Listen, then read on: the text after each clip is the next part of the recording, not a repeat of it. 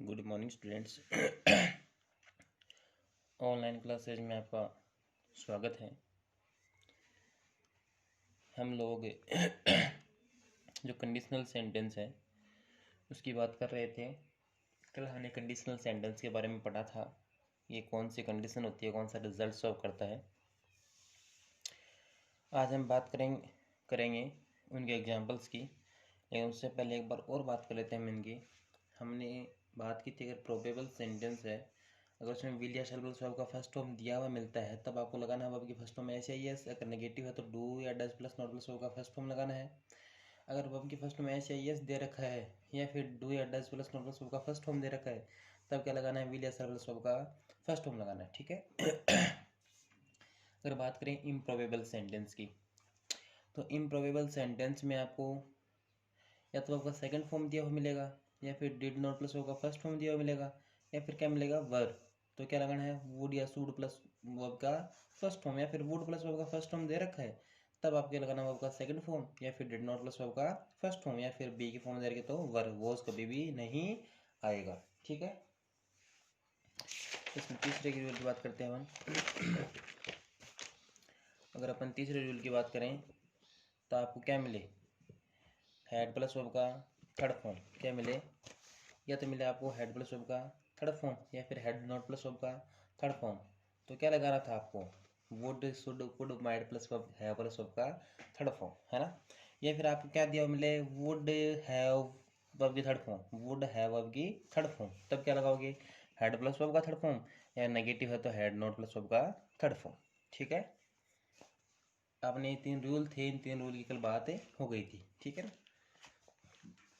अब आज हम इन तीनों रूलों को आपको एग्जाम्पल के साथ समझा देता हूँ, है ना। एग्जाम्पल से समझा देता हूँ कि तीनों रूल किस प्रकार से काम करेंगे। ठीक है। If he blank space bracket में B a bird he would fly high in the sky, in the sky. आपका दूसरा एग्जाम्पल है, if I blank space bracket में है have his address, his address I could have gone to him। आपका तीसरा example है, you visit sorry ये दिया आपको ना, had you blank space visit the Taj Mahal, the Taj Mahal, you would have seen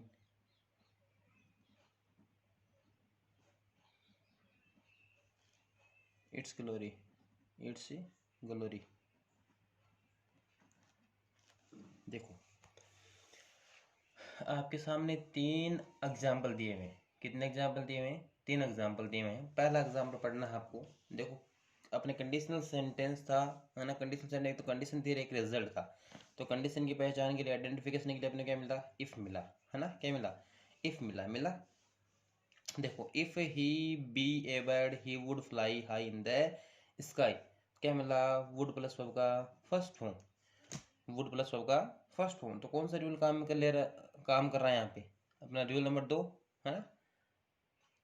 याद है आपको, इम्प्रोबेबल, है ना।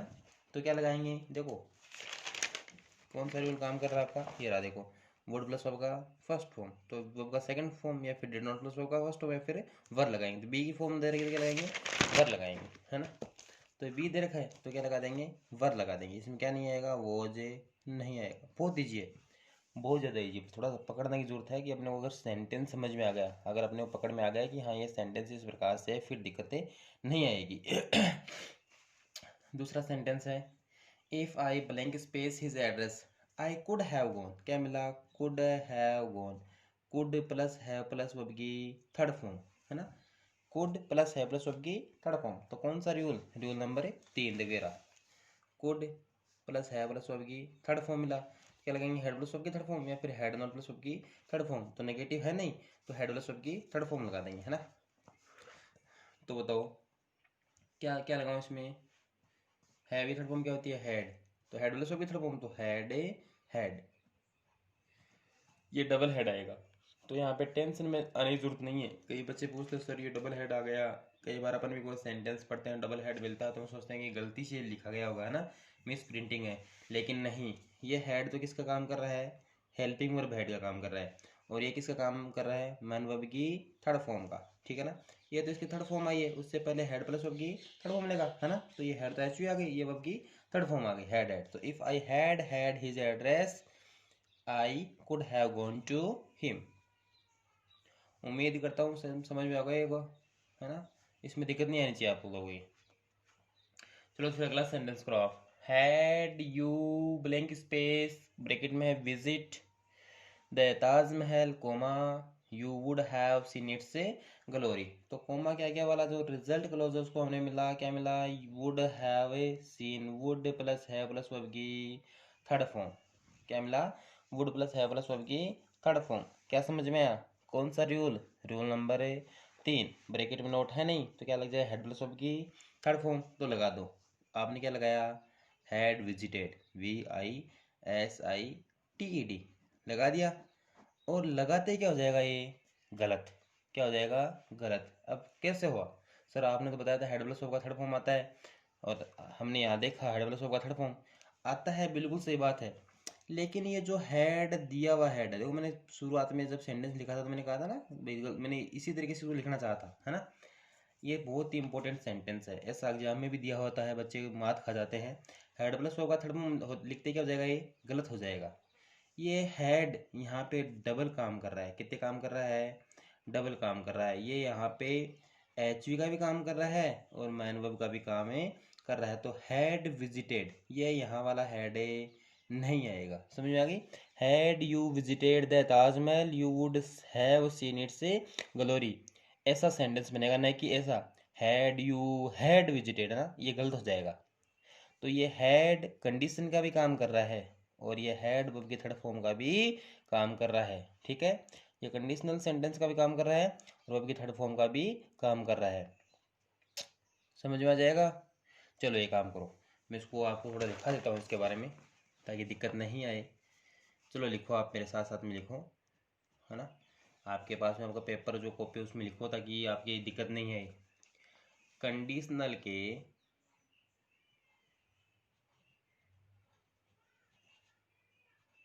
कंडीशनल के तीसरे स्ट्रक्चर,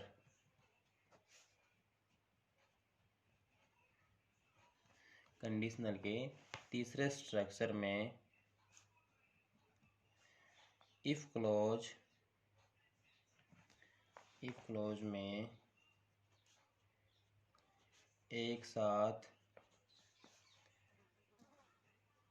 दो बार हैड यूज हो सकता है, हैड यूज हो सकता है, बशर्ते पहला हैड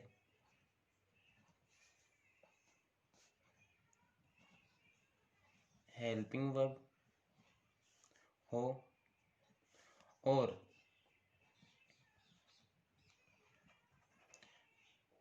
दूसरा हैड मैन वर्ब की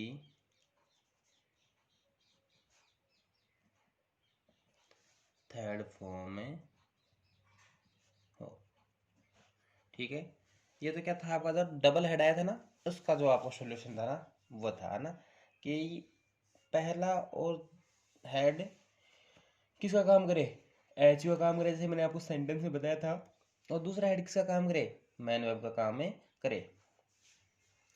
अब देखो आपका जो एग्जाम्पल नंबर 3 था, कौन सा एग्जाम्पल, एग्जाम्पल नंबर 3 था, उसके संदर्भ में मैं बात कर रहा हूँ यहाँ पे आपसे। अभी अगर हम बात करें सेंटेंस के संदर्भ में, तो जो ऊपर लिखा गया जो सेंटेंस था अपना, उपयुक्त, उपयुक्त स्ट्रक्चर, उपयुक्त स्ट्रक्चर में यदि, ये मैं एग्जाम्पल नंबर जो तीसरा था उसकी बात कर रहा हूँ, ठीक है ना। उपयुक्त स्ट्रक्चर में यदि इफ क्लोज की शुरुआत, इफ क्लोज की शुरुआत हेड से होती हो तो, हेड से होती हो तो उसके दो फंक्शन रहेंगे, उसके दो फंक्शन रहेंगे, दो फंक्शन रहेंगे। मतलब अगर शुरुआत किससे रहती है, मतलब जो तीसरा स्ट्रक्चर था उसका संदर्भ है कि उपयुक्त स्ट्रक्चर में यदि इफ क्लोज की शुरुआत हेड से रहती है, किससे रहती है, हेड से होती है, तो उसके दो फंक्शन रहेंगे। दो कौन कौन से फंक्शन, पहला हेल्पिंग वर्ब का, हेल्पिंग वर्ब हेड, पहला किसका काम करेगा, हेल्पिंग वर्ब हेड का, तथा दूसरा कंडीशनल इफ का, कंडीशनल इफ का। आई बात समझ में। मतलब अपना जो तीसरा एग्जाम्पल था, उस तीसरे एग्जाम्पल की अगर हम बात करें तो उसमें जो शुरुआत हेड से हुई थी, वो हेड दो काम कर रहा है। एक तो कौन सा काम कर रहा है, हेल्पिंग वर्ब का काम कर रहा है, और दूसरा कंडीशनल इफ का काम कर रहा है। आया समझ में। शायद कोई दिक्कत नहीं हुई होगी, यहाँ तक होनी भी नहीं चाहिए। उम्मीद करता हूँ कि यहाँ तक आपकी कोई प्रॉब्लम नहीं आई।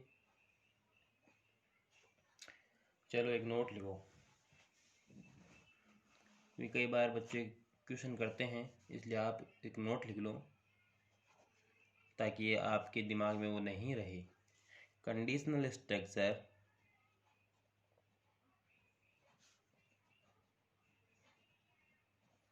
कंडीशनल स्ट्रक्चर के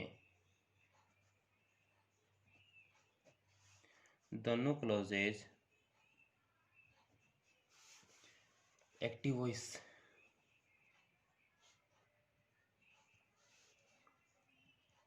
के हो सकते हैं, एक्टिव वॉइस के हो सकते हैं। दोनों clause passive voice, passive voice के हो सकते हैं। मतलब कि कंडीशनल स्ट्रक्चर के दोनों क्लॉज एक्टिव वॉइस के हो सकते हैं और दोनों क्लॉज किसके हो सकते हैं, पैसिव वॉइस के हो सकते हैं। या फिर एक क्लॉज, मतलब कि दोनों में से क्लॉज है ना, या फिर एक क्लॉज एक्टिव वॉइस का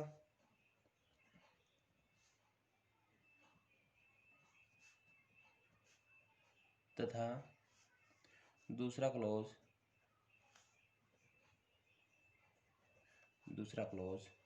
पैसिव का भी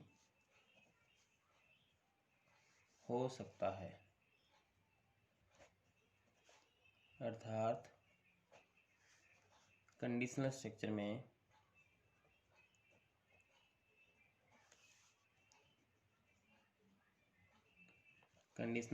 में एक्टिव और पैसिव, वॉइस का कोई प्रभाव नहीं पड़ता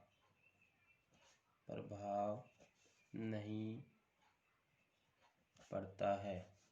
ठीक है, देखो मैं एक बार इसको रिपीट कर देता हूँ, आपकी दिक्कत नहीं आनी चाहिए। कंडीशनल स्ट्रक्चर के दोनों क्लॉज एक्टिव वॉइस के हो सकते हैं और दोनों क्लोज किसके हो सकते हैं, पैसिव वॉइस के हो सकते हैं। या फिर अगर एक क्लोज में एक्टिव वॉइस का है तो दूसरा क्लोज किसका हो सकता है, पैसिव वॉइस का हो सकता है। इसका मतलब क्या निकलता है कि कंडीशनल जो सेंटेंस का जो स्ट्रक्चर होता है उसमें एक्टिव और पैसिव का कोई प्रभाव नहीं पड़ता। कहने का मतलब अगर दोनों एक्टिव के हैं तो भी ठीक है, दोनों पैसिव है तो ठीक है, अगर एक एक्टिव और दूसरा पैसिव है तो भी कोई दिक्कत नहीं है, एक्टिव पैसिव उस पर कोई प्रभाव नहीं पड़ता है ना। तो यहाँ तक तो मेरा मानना है कि आपको कोई दिक्कत नहीं हुई होगी, समझ में अच्छी तरीके से आ गया होगा, है ना।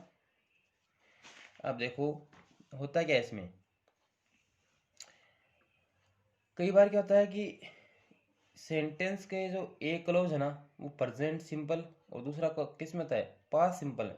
तो दोनों की जो टाइम एडवर्ब मिल लेना एक साथ में अपने को, तो किसको वरीयता देनी है अपने को, पास्ट को देनी है। ये एक बच्चे ने एक वीडियो में पूछा था मेरे को कि यदि सेंटेंस के सारे एक ही क्लोज में प्रेजेंट सिंपल है और दूसरे में क्या है पास्ट सिंपल, दोनों की मतलब एक ही क्लोज में, मतलब कि सेंटेंस दे रखा, सेंटेंस का एक ही क्लोज है, दोनों में कौन से एडवर्ब दे रखे हैं कि देखो मैं थोड़ी सी लैंग्वेज में बोलता हूँ आपके थोड़े से जहन में रहेगा।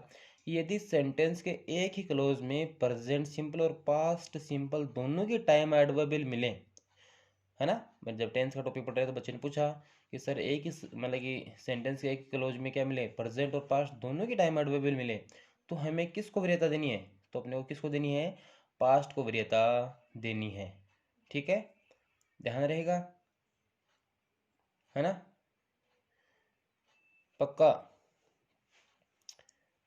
आगे से कोई दिक्कत नहीं आनी चाहिए। अगर आपको क्या मिले कि सेंटेंस के एक ही क्लोज में दोनों टेंस की टाइम एडवर्ब मिले, प्रेजेंट और पास्ट सिंपल की, तो किसको इंपॉर्टेंस दोगे, वरीयता पास्ट सिंपल को दोगे, है ना। एक छोटा सा नोट और है, जल्दी से अपनी नोटबुक निकालो, है ना। आपके पास में जो आपका पेपर है पेन है उसको जल्दी से निकालो, लिखो। यदि कंडीशनल सेंटेंस के यदि कंडीशनल सेंटेंस के स्ट्रक्चर यदि कंडीशनल सेंटेंस के structure STRUCTURE structure scientific fact SCIENTIFIC scientific fact अर्थात वैज्ञानिक तथ्य आए तो कंडीशनल का स्ट्रक्चर, दोबारा रिपीट कर रहा हूँ, यदि कंडीशनल सेंटेंस के स्ट्रक्चर साइंटिफिक फैक्ट अर्थात वैज्ञानिक तथ्य आए तो कंडीशनल का स्ट्रक्चर टूटते हुए दोनों ही क्लोजेज में